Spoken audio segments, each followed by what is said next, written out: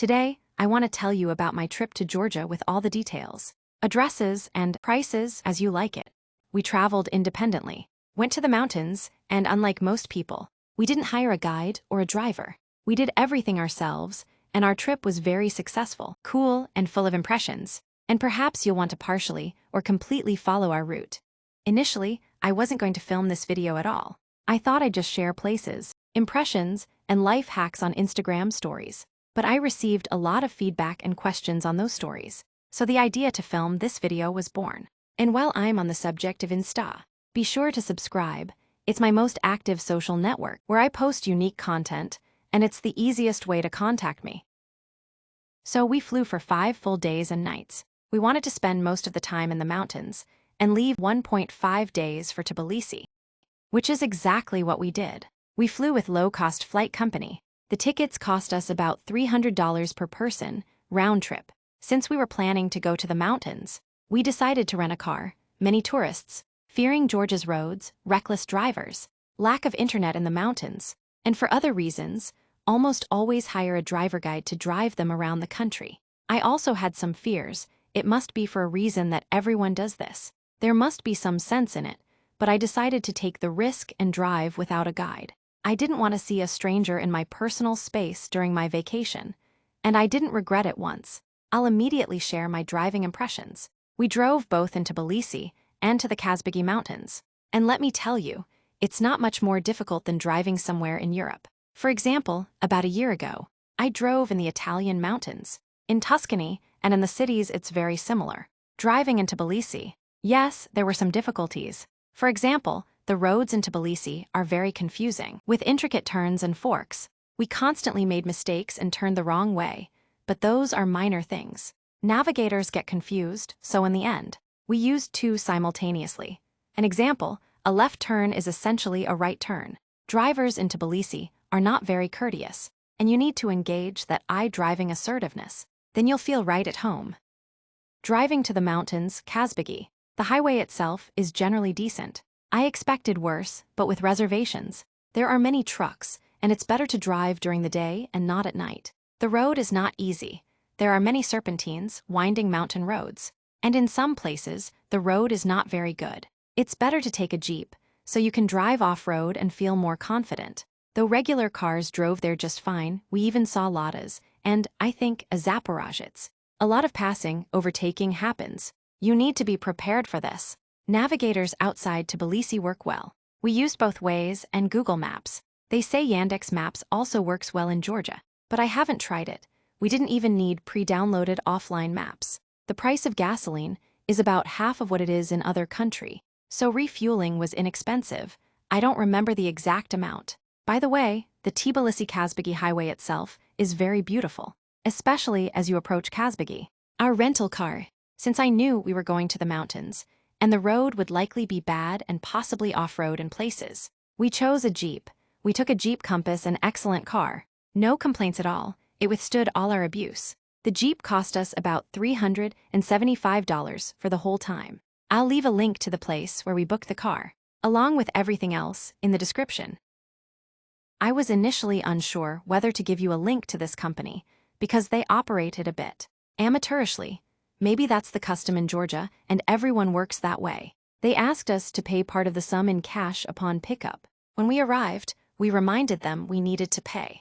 The guy who handed us the car spoke neither Russian nor English well. His English was very poor. When we paid, he didn't give us a receipt or anything. We asked him to write on a document in pen that he had received the money. He forgot about the $100 cash deposit. We played it safe and photographed the car from all sides. But still, it felt strange compared to, say, Europe, where every tiny detail is documented. Plus, there were restrictions on driving on severe off-road paths, specifically places we couldn't enter, and we found out about this only when picking up the car, not in advance. And why get a Jeep if you're not going off-roading? But ultimately, everything went well. They didn't cause us any problems. We even got a better car than we had ordered. Night 1, Tbilisi Airport Hotel. We landed in Tbilisi at night. We planned to drive to Kazbegi immediately in the morning, so it was important to get at least a few hours of sleep, and ideally have breakfast right at the hotel. Therefore, for the first night, I chose a hotel based on its proximity to the airport. It was a good hotel in terms of both price and quality. The breakfast was a bit modest. The most magnificent thing about this hotel was the rooftop restaurant with a view of the river and Tbilisi. Very beautiful. Cost $120, including breakfast. Day 1, heading to Kazbegi. Next, we set off on the beautiful road to Kazbegi, Khinkali Reservoir, and Itinerary Fortress.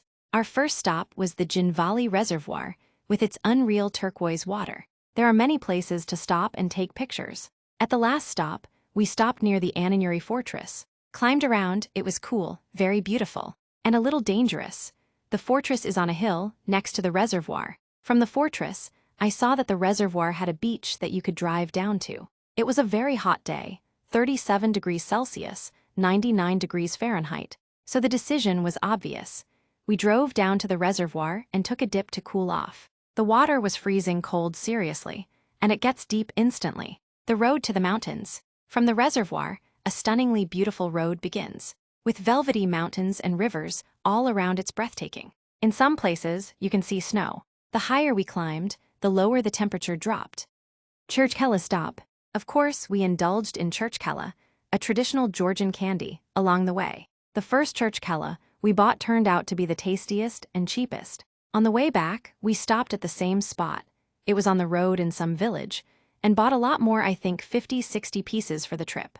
I'll leave you the geolocation where we bought it. It cost 2 lari per piece there, compared to 3 or 4 lari elsewhere. It was fresh, with a perfect balance of nuts and juice. Arrival in Kazbegi. The drive to Kazbegi takes about 3 hours without stopping, but it naturally took us longer because of all the stops for photos. We arrived in Kazbegi around 6 p.m. We stopped in a settlement whose name I'm afraid to mispronounce. Look it up. We rented something like a cozy cabin. It's a small 2-story house on the edge of the village. Location was magnificent in the village outskirts, near a small church, with cows and horses grazing nearby. Stunning view of the Kazbegi Mountains. A bathtub with a view of the mountains, and fully glazed walls on both floors. It had all the amenities inside. If we needed anything, we contacted them on WhatsApp, and they brought it right away. 10 out of 10, seriously. Cost $570 for 3 nights. As far as I understood, it was the most expensive cabin in the village. We chose this specific one because it was on the edge, had the most open and stunning view, and it was worth every penny. Dinner in Kazbegi. On the first evening, we decided to have dinner at a classic Georgian restaurant. We mostly ate Georgian food throughout the trip, which is logical. Don't think it needs explaining. We mainly ate in cafes and restaurants, from the cheapest to the most expensive we could find. Prices, even in very expensive restaurants, are low relative to West Europe, so we didn't hold back. I won't describe everything, but I'll talk about the most interesting ones. The first restaurant was standard. We ordered 5-6 dishes and drinks, and it cost us 90 lari. It was very delicious. Day 2, Misty Church and Michelin-worthy breakfast. The next day was a cloudy, cold day. Temperatures in Kazbegi fluctuate. In the 3 days we were there, it went from 0 degrees Celsius to 25 degrees Celsius. On this day, it was drizzling, windy, and about 10 degrees Celsius, 50 degrees Fahrenheit, not warm at all. Amazing breakfast at Maize. On this day, we drove to see the very picturesque old church on top of the mountain, visible from our cabin. On the way, we decided to have breakfast at a restaurant that was truly on the edge of the world. Isolated, it had very high ratings on Google Maps, and for good reason. It turned out to be an amazing restaurant called Maize. I think this restaurant deserves a Michelin star. Everything was perfect. They cooked right in front of us, but there were no kitchen smells in the dining area. The waiters and chefs looked impeccable. The plating was very beautiful, and the dishes themselves were unusual. We ordered zucchini pancakes with salmon, oatmeal with cheese and bacon, and a delicious homemade lemonade. We also ordered coffee, which was very good. We were very impressed. Cost, this high-level breakfast cost only 90 lari. Gergeti Trinity Church, first visit. We then continued our journey to the Gergeti Trinity Church on the mountain. We ended up going there twice because it's nearby. When we arrived the first time, we're literally in the clouds. The church is at an altitude of over 2 kilometers. Because of the clouds, the mountains weren't visible. Everything was shrouded in cloud mist. So in the evening, when we saw the clouds had cleared a bit, we went again to film the church against the backdrop of the mountains.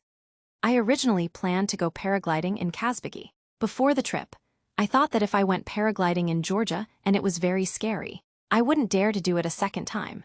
So, I decided to save the paragliding for special location and skip it in Georgia. Keep in mind, there are many places along the road to Kazbegi where you can go paragliding, and judging by the photos, it looks incredible. Budget dinner.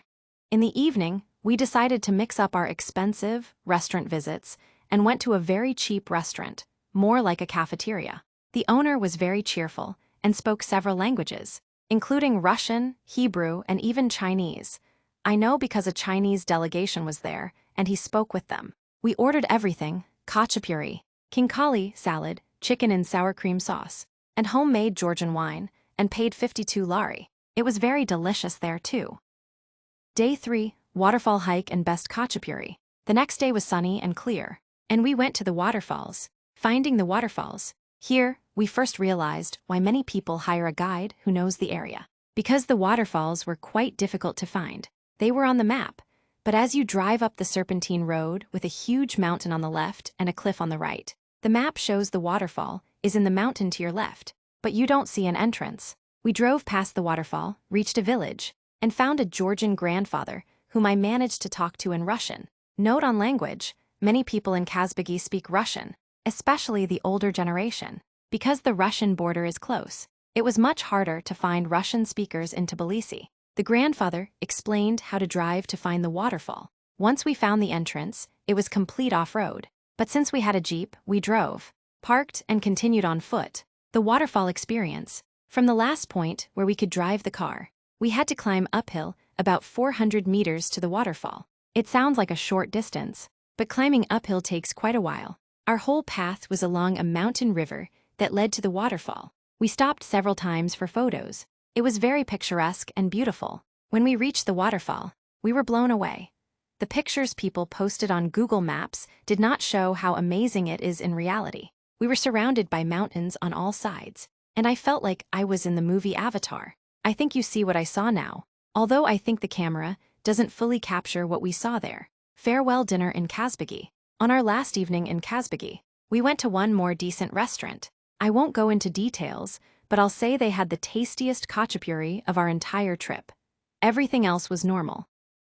Day 4, return to Tbilisi and historic hotel. Drive back in Khachapuri stock up. The next day, we had to return to Tbilisi. We left Kazbegi around 12 p.m. and drove to Tbilisi at a relaxed pace. On the way, we made some effort to find the spot where we bought the Khachapuri. We stocked up for a long time there. I had planned to go to the Tbilisi market the next day to buy Khachapuri. But since we bought so much on the way, I canceled the market trip. We also bought homemade Georgian wine at that stall. It tasted like compote, was very delicious, and cost 7 lari for a 1.5-liter bottle. Last night's hotel, the Museum Hotel. For the last night in Tbilisi, I chose an amazing old hotel in a 19th century building. It felt like a museum, not a hotel. It was very authentic. They preserved as much of the 19th century elements as possible. The walls, the frescoes on the walls, the wooden floor-to-ceiling doors, and the old parquet floor, which I think was laid later than the 19th century, but was still old. Everything was thought out down to the last detail. Beautiful keys, rooms with names instead of numbers, and they even left a handwritten note on my bed with my name. It adds something extra. The hotel is in a very beautiful, historical district of Tbilisi. Cost, our room was $155, including breakfast, which was a masterpiece in itself. I'll tell you about it later. Parking hassle in Tbilisi. In Tbilisi, we encountered a parking problem. Well, there's no problem, but figuring out how the parking system works took us some time. Difficulty 1, payment. The app for paying for parking is entirely in Georgian, with no English translation. Using 2 phones on with the Georgian app, the other with Google translates image translation. We managed to pay. You can pay for 1 hour or 24 hours. Cost, 1 lari per hour or 20 lari for 24 hours citywide parking. We paid for 24 hours. Difficulty 2, where to park. We saw cars being towed away by a tow truck for parking incorrectly, and we didn't want that. After long inquiries, we understood that you can only park where there is a corresponding sign and within the marked road lanes. If you're outside the lane, you'll be quickly towed. Lunch, Khinkali. Near the hotel, we decided to have lunch and walked into the first Georgian restaurant we saw. And it pleasantly surprised us. We ordered borscht and something called khinkali, a khinkali, wrapped in a huge khinkali. The presentation was impressive, and the taste was amazing. The borscht was also magnificent, with large pieces of beef, rich, with sour cream. We also ordered a salad and homemade lemonade. Cost 70 lari, excluding a good tip. Shopping at Tbilisi Mall, a disappointment. We still had enough time that day, so we decided to do some shopping and went to the Tbilisi Mall. I naively thought that since Georgia is an inexpensive country and people earn less, clothing and shoes would be very cheap. I wanted to buy Nike or Adidas sneakers, as I usually buy them abroad because they are very expensive in other countries. The markup there on Adidas, Nike, and other brands is very high. I was wrong. Sneakers cost the same as in other countries. It's awful. I don't know how people there, with Georgian salaries, afford those shoes. Shopping in Georgia was a disappointment. I bought some natural leather sandals that I liked, which cost 290 lari, and that was about it. We also went to the supermarket there and bought vacuum-sealed meat and sausage for gifts. Day 5, Old City and the epic breakfast. The next day was our last day in Tbilisi. A full day since our flight was around 1 a.m. We decided to go to the Old City. But first, we had the hotel breakfast, which deserves separate attention. The legendary breakfast. The breakfast at this hotel is not a buffet, as is usually the case, even in 5-star hotels. You order dishes from a menu. There are several sections, and you can order one dish from each, which we did. We did not expect them to bring so much food. And not just food, but beautifully served and incredibly delicious dishes. Just so you understand, breakfast took us about an hour and a half. They kept bringing us these culinary masterpieces. We were full after the first dish, but we couldn't stop ourselves. They kept bringing more, and we kept trying. Unable to stop eating, it was simply stunning. I think the price of the room at this hotel is worth it for the breakfast alone. Next, we went to the Old City, parked at a large central circle. At first, this parking seemed too good to be true. We worried we hadn't understood correctly, even though the signs were fine. We asked several people if it was okay to park there. Even the patrolling police who stopped nearby confirmed that it was okay to park there with the 24-hour city parking payment. In the Old City, we took a boat ride for about half an hour. We could have gone with a group, but we decided to go alone with a skipper, and it cost us 200 lari. Cash versus card. We paid by card almost everywhere except for village stalls. It's not necessary to carry a lot of cash. In fact, we exchanged cash and found it hard to spend. On the last day, we started spending the cash so we wouldn't leave for home with lari. We then leisurely walked around the Old City. We had half a day ahead to enjoy the beautiful scenery. It's very beautiful and picturesque. We took lots of photos and went to various interesting spots, just enjoying the walk, stopping a couple of times at cafes for a rest and coffee. In the Old City. In the evening, before heading to the airport, we decided to go to a restaurant. We chose it using Google Maps, although there were many restaurants in the area, whole streets of them, which were very beautiful.